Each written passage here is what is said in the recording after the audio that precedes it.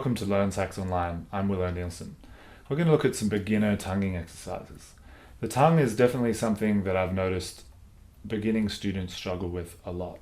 It's very hard to teach as well because it happens inside our mouth, so we can't actually see exactly what's happening unless we use an X-ray, but I don't know many saxophone teachers that can afford an X-ray machine, and I hear the radiation's pretty dangerous anyway. One of the most important points about the tongue is that it should be the tip of the tongue to the tip of the reed.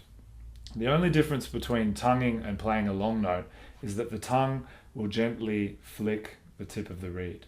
Nothing else should change.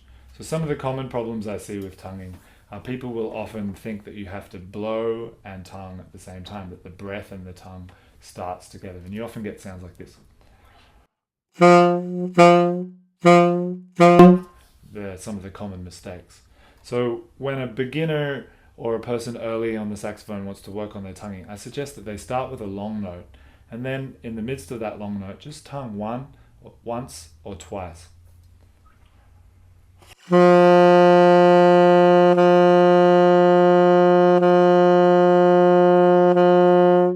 It should be very gentle. If you're tonguing too hard, it'll sound something like this.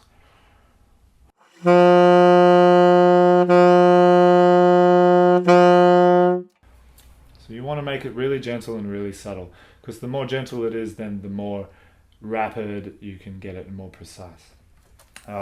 Another danger is tonguing with the back of the tongue instead of the tip of the tongue. I hear this a lot. It sounds like this. It really messes the sound up. So really remember, tip of the tongue to the tip of the reed.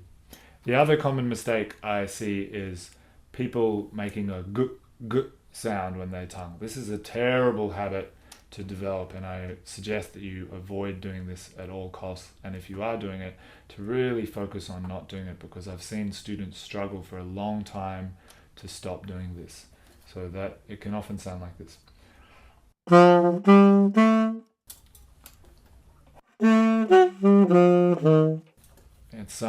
It's something that you can use down the line in some of the double tonguing exercises, but in general I don't suggest it.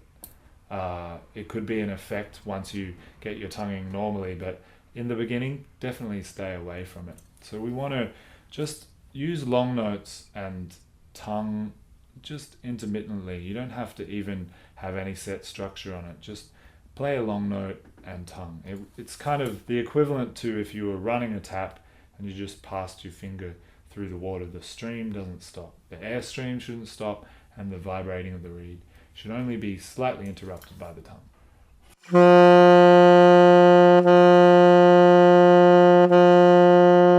So once you've got the basics of tonguing down, then we can work on this diminution exercise.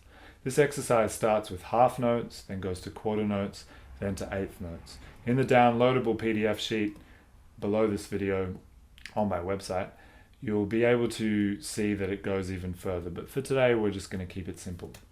So the exercise sounds something like this.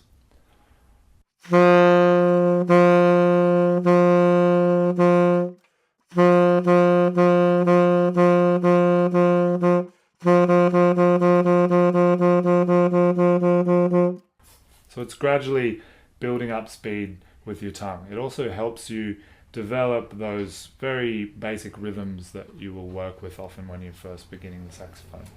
So as you get better, then you can start getting into triplets and 16th notes. Once you've got your tonguing like second nature, meaning that it's effortless, you don't need to think about it. This is an important thing in technique. You want it to be like walking. You don't have to consciously think about which foot to put in front of the other. So with tonguing, you want to practice your tonguing to the point where it becomes like a second nature. And once it's at that point, then you can start aligning it with the movement of your fingers. And a good exercise for that is jazz articulation. For this exercise, we'll use the F major scale with a pickup note of the E below the F.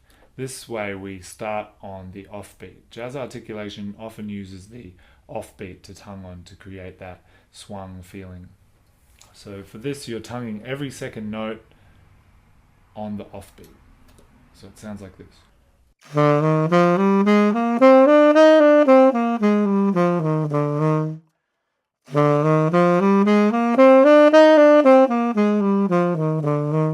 Slower.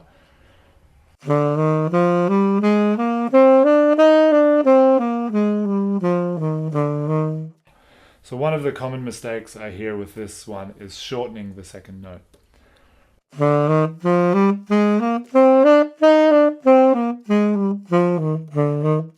You want to keep it legato. Remember, just like the earlier exercise, it's just the tongue flicking the reed. The airstream shouldn't be broken.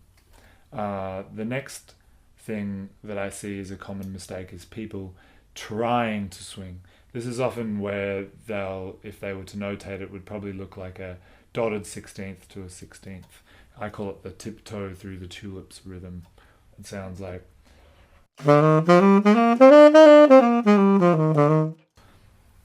The best way for this is to really just keep it even but accent the offbeats, and that'll give the natural kind of swing, the natural slight unevenness that it needs anyway.